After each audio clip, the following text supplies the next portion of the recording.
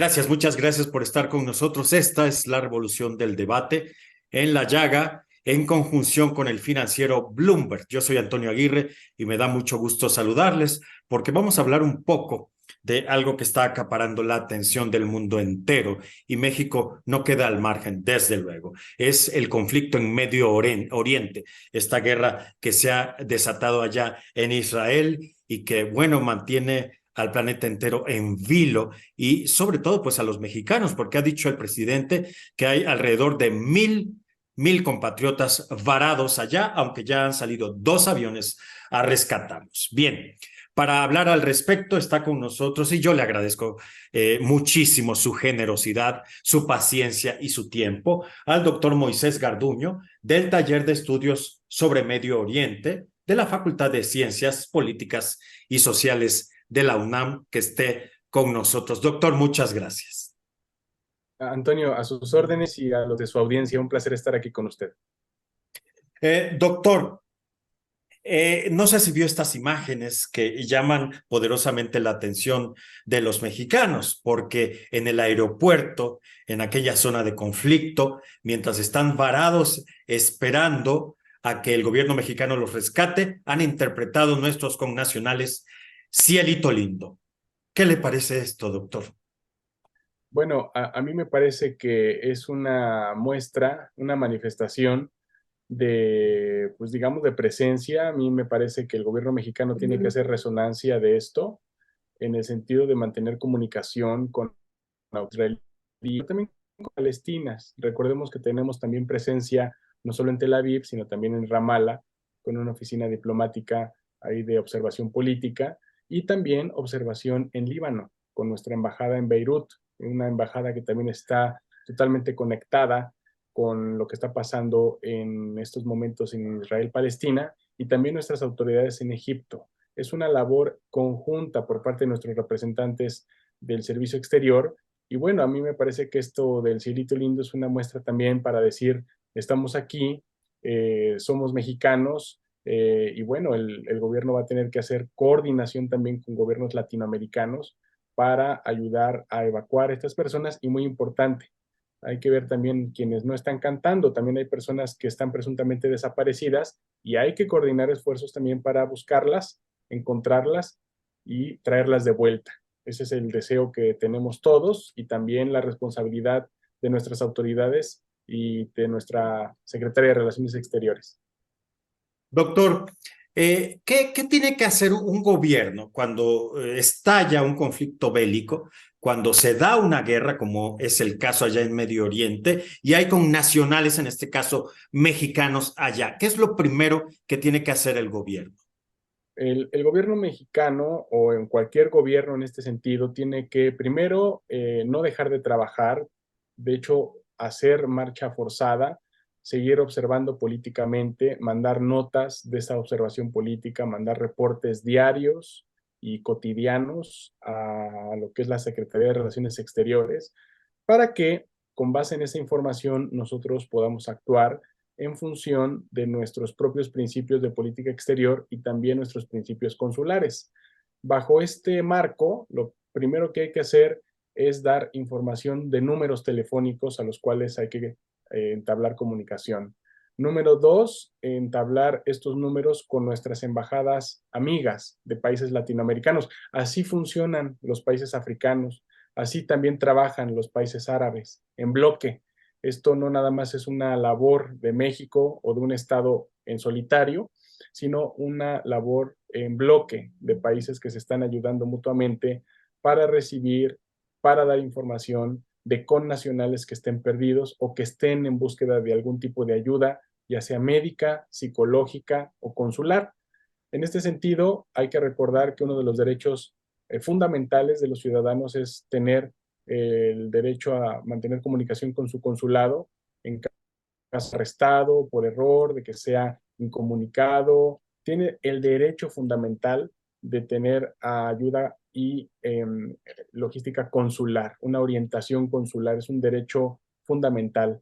Y ante esto, pues nosotros lo que debemos hacer es apoyar a los representantes del servicio exterior a desempeñar este tipo de funciones, ¿no? Como ustedes ven, también esto al final se puede materializar en la evacuación de los ciudadanos que estén varados. Ha pasado en Egipto antes, ha pasado en Líbano, donde aviones de la Fuerza Aérea Mexicana van y con comunicación con aerolíneas, las autoridades portuarias de los aeropuertos donde van a aterrizar los aviones o de los países donde van a pasar los aviones en cielo de esos países, tienen que sacar a esas personas del país involucrado en un conflicto. A grandes rasgos, Antonio.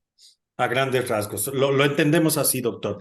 ¿Bastarán dos aviones de la Fuerza Aérea Mexicana, doctor, para rescatar a 1,000 compatriotas, como ha dicho el presidente hoy? No sé si puedan ser más o puedan ser menos, pero ¿dos aviones son suficientes? Los que hagan falta, Antonio, tal vez estos dos son los dos primeros, pero también debemos recordar que puede haber mexicanos en Egipto, en Líbano, y aunque ahorita la prioridad es los que estén en Israel, Palestina, Tel Aviv, por ejemplo, algunos en zonas de Cisjordania, si se diera el caso, hay que recordar que esto también puede involucrar salidas por otras fronteras que no sean el aeropuerto Ben Gurión. Hay que recordar que hay una conexión en No Man Land, que es la conexión que da de Jordania a Cisjordania y que tiene que pasar por un checkpoint de migración israelí, a partir de lo cual también se pueden evacuar mexicanos o personas de cualquier otra nacionalidad en resonancia con autoridades palestinas también, ¿sí? Esto a partir de Jordania, llevar personas a aeropuertos en Beirut o al Cairo. Por eso yo hacía alusión a la coordinación con otros sistemas y otras embajadas con las cuales tenemos presencia en el Medio Oriente, ¿no? Entonces, los que hagan falta a Tel Aviv, a Jordania, a Beirut o al Cairo. Doctor, leía yo unas notas informativas, particularmente provenientes del gobierno de Campeche, donde se dice que hay muchos pues, paisanos de aquella zona de la República Mexicana allá en Israel y que no van a alcanzar, digamos, cupo o espacio en el avión porque tienen prioridad las mujeres embarazadas, las mujeres, los niños, las personas con alguna discapacidad o alguna vulnerabilidad. ¿Es cierto esto, doctor? ¿Hay mexicanos que son prioridad para rescatar de la zona de conflicto? Bueno, desconozco los protocolos que se tenga para distinguir quién ocupa un asiento primero. Eso yo pienso que se tiene que dar con base en la logística de los aviones, de la disponibilidad. No creo que seamos los únicos que estamos evacuando personal o civiles de la zona en conflicto. Y me parece que esto tendrá que ser también ponderado con otro tipo de aeronaves que otros países amigos también puedan estar brindando, en este caso, algún tipo de espacio, ¿no?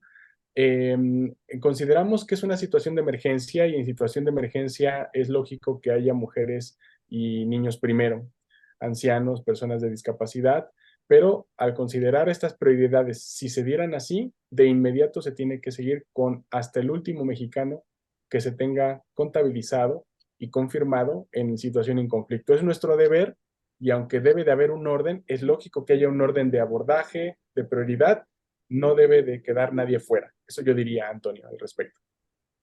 Desde luego, y como decía doctor hace un momento, estos 3 mexicanos que habían desaparecido, de los cuales apareció y con vida uno de ellos, pues también son prioridad, como nos decía hace un momento. Finalmente, doctor, nos vamos no sin agradecerle infinitamente su generosidad, su tiempo y su paciencia. Doctor, ¿cómo ha respondido México ante el conflicto? Con pues estos dimes y diretes entre el propio presidente López Obrador y pues la embajada de Israel en México, donde acusan a López Obrador de haber sido pues blandengue, voy a decirlo así, con todas sus letras, o tibio ante el conflicto allá en Medio Oriente. En mi particular punto de vista y considerando, yo he estado en Palestina, he tenido la oportunidad de estar en Palestina, he tenido la oportunidad de estar en varios países, conozco el conflicto, conozco interlocutores, yo pienso que el gobierno mexicano a través de lo que ha dicho, no el presidente, sino la canciller Alicia Bárcena, ha sido equilibrado. Miren, cualquier país en conflicto siempre va a querer que las manifestaciones de países extranjeros sean a su favor. Lo mismo que va a querer Israel, lo mismo va a querer Palestina. En este caso, lo que cualquier país debe de hacer es mantener la propia soberanía y el compromiso de establecer una postura sin influencia de actores externos. Eso apegado a nuestros propios principios de política exterior y también, sobre todo, de los principios de Naciones Unidas. Si nosotros hacemos, ¿qué significa tener una posición más contundente? ¿Alinearnos a algún lado? No, en realidad lo que México ha hecho y debe de seguir haciendo es siempre velar por la seguridad de los civiles, personas en conflicto, no replicar discursos de odio a ningún tipo de actor involucrado en el conflicto y mantener sobre todo canales de comunicación con países como Qatar, como Egipto, que están buscando mecanismos para desescalar el conflicto. Un ejemplo, México ha buscado junto con Francia, cuando fuimos miembros del Consejo de Seguridad como miembros no permanentes, buscó la iniciativa de una investigación de posibles crímenes de guerra cuando hubo una intervención militar israelí también en Gaza y a otras actividades en Sheikh Jarrah, esto en Cisjordania, y eso fue en conjunto con Francia. Es decir, México ha tenido iniciativas veladas solo en el derecho internacional, la no privación de los derechos humanos, y esto me parece que se debe de conocer y se debe de replicar junto con actividades que han hecho organismos no gubernamentales, ¿no? Como B'Tselem, como Amnistía Internacional, Human Rights Watch. En ese sentido, hay muchos estímulos para tratar de jalar a México y a otros países hacia un lado u otro.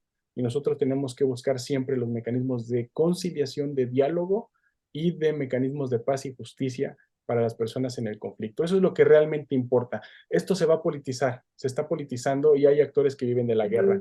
No dejemos que nuestro gobierno sea participante de ninguno de los dos lados, ni del ejército israelí ni de Hamas, sino a favor de las personas sufriendo, tanto en Israel como en Palestina, de este fuego cruzado que estamos viendo, Antonio. Bien, doctor, pues lo ha explicado usted muy bien, también que hasta yo le he entendido.